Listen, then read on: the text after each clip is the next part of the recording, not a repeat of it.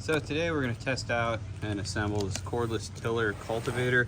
I use it for my garden. It's right over there, and I get a lot of weeds in it because I don't put any weed killer or anything or weed barrier or anything on it. So I thought I'd give this a shot and just kind of see how it does. I was pulling them by hand and I was keeping up, and then I went away for a week, came home, and it was kind of messy. So this I got off of Amazon, and it works off of a Dewalt 20-volt battery.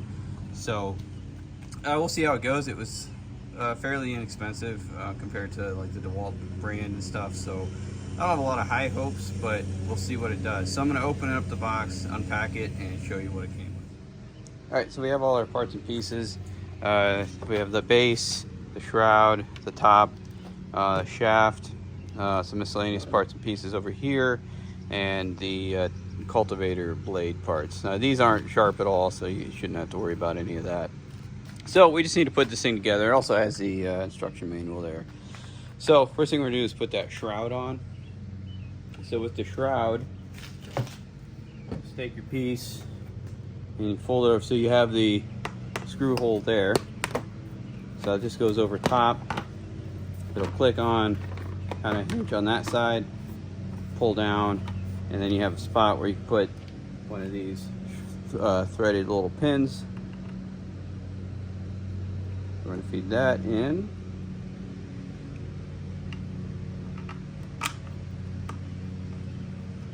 And we'll just get that kind of tight. Alright, so that part's in. Now we just need to assemble the shaft. So what it is, it has these little pins in there. You can kind of see them, and so those are the female ends, this is the male end. So what we're gonna do is line it up. There's two little indentions on here, so we line up those indentions, push it in, roll this down, and then you screw it on to lock it into place. So what's kind of nice is when you aren't using it, you can take it apart and store it easier. Me, I'll probably just keep it together, but you know, to each their own. So we're gonna do the same thing then on this other side, where we line up, and the shroud moves, so you can pull that up, so you can line up where the holes are,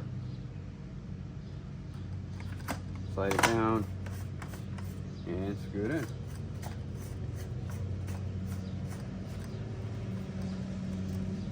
All right, so now with this handle, it shows it this side, and to lock that into place, we'll have to look. So I think it takes maybe two of these. No, not that. Not that. All right, so I'll look into that a little more, and we'll get back to how we lock this guy into place. But for now, let's put the blades on. So for the blades, you take it, and it's got the pinhole side. So we're gonna slide that in.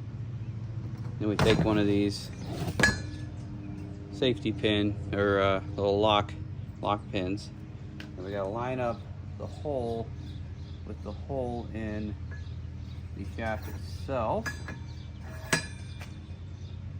And as I rotate around, I found it. Slide that through and click it, and that one's in. We do the same thing on this side. We're gonna slide this in, line up our holes.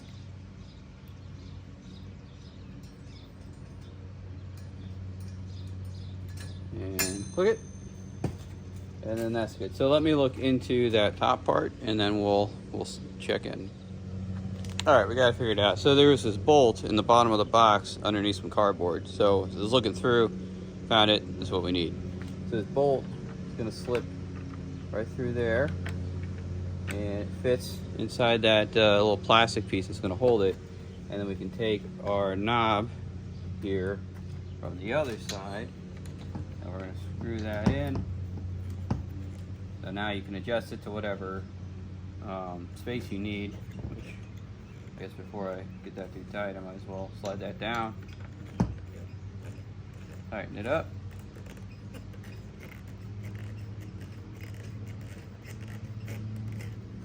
And now we got our handle in place. So for the battery, it should be fully charged, but this one is not fully charged, but whatever.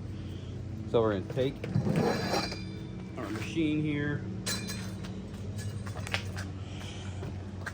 and the Dewalt slides right on here.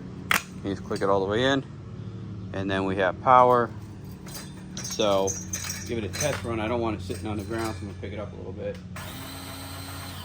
And it appears to work. So let's go out to the garden and see how she does.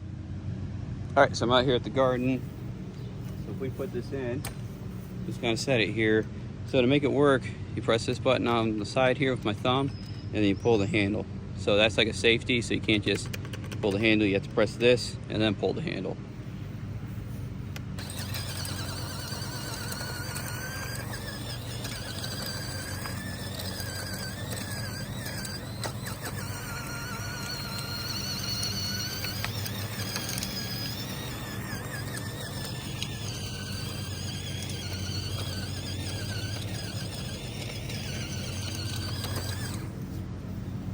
That actually worked really well. So I'm gonna finish this up, making sure not to hit my actual plants, till it up, and then we'll show you how it looks. All right, so I did 2 sections here. The battery started dying. It wasn't a fully charged one, but I was able to get these 2 sections. These are, oh, I don't know, 6 by 12 or 6 by 14. Boxes of garden. It looks a lot better. I'm able to now go through and I'll pull all the ones I couldn't get, you know, from being, didn't want to be too close, but it'll significantly cut down my time out here taking care of things if I can just get between them with this tiller. So I'll put a link in the description to this product. It's, like I said, off-brand, uses a Dewalt battery.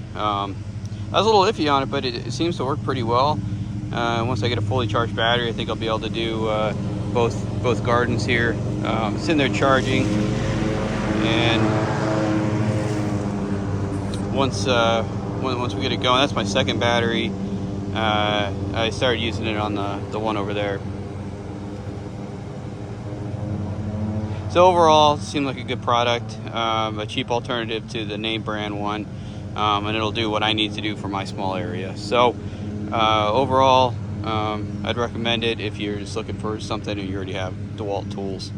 So as always, hit like, subscribe, and all that jazz, and we will talk to you soon.